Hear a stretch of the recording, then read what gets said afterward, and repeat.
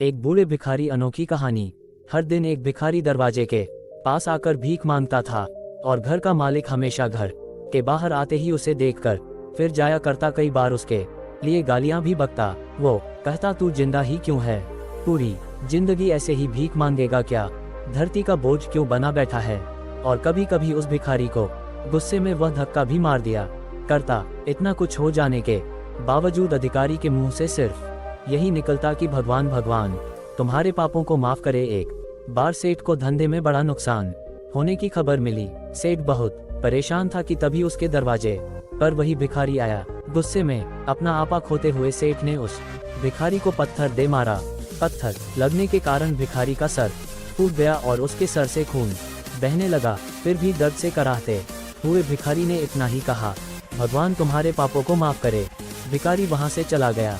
सेठ सोच में पड़ गए। भिखारी को पत्थर मारा, फिर भी उसने सिर्फ प्रार्थना की।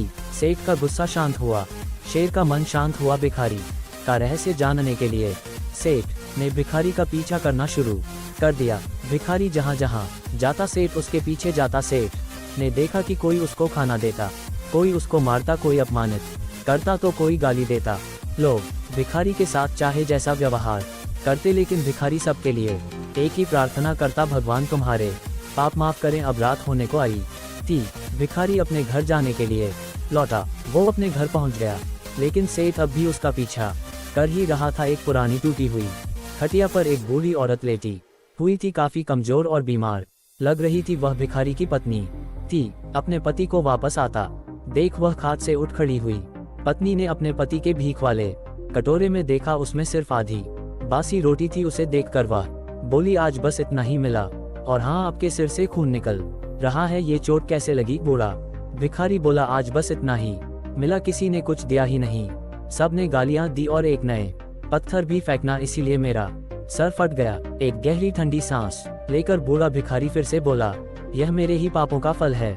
तुम्हें याद है कुछ सालों पहले हम कितने अमीर थे, क्या कुछ नहीं था हमारे पास। हमारे पास हर चीज जरूरत से ज्यादा थी, लेकिन हमने कभी दान नहीं किया, और उससे भी बुरा हमने उस अंधे भिखारी के साथ किया जो हमारे द्वार पर भीख मांगने आया करता था। बूढ़ी पत्नी की आंखों में आंसू आ गए। वह बोली, हाँ, हम उस बेचारे अंधे के साथ बहुत बुरा करते थे, उसका अपमान करते थे, उसे खाने के लिए रोटी की जगह कागज दिया करते, उसका मजाक उड़ाया करते और कभी कभी मारा भी करते। मैंने कभी उसको रास्ता नहीं दिखाए। एक बार मैंने उसके मुंह पर मिट्टी भी फेंकी थी और वह हमेशा दुखी होकर यही कहता कि भगवान तुम्हें तुम्हारे किए की सजा देगा, भगवान तुम्हारे पापों की सजा जरूर देगा। उसका श्राप सच हुआ और हम इस दुख भरी जिंदगी में आ गए।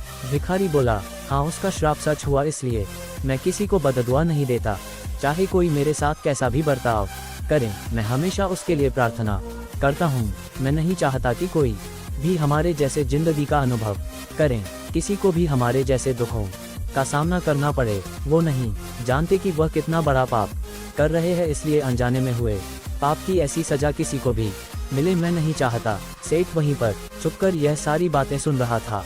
अब उसे सब कुछ समझ में आ गया था। भिखारी और उसकी पत्नी ने वह आधी रोटी मिल बांट कर खाएं और भगवान को धन्यवाद बोलकर सो गए। अगले दिन बड़ा भिखारी फिर से भीख मांगने गया। सेठ के घर के पास जाते हैं। सेठ ने पहले से गर्म रोटी या उसके लिए निकाल कर रखी थी, उसे देते हुए सेठ विनम्रता से बोला, माफ कर दीजिए बाबा, उसे बहुत बड़ी गलती हो गई। बूढ़ा भिखारी बोला, भगवान तेरा भला करे। इतना कहकर वह आगे निकल गया।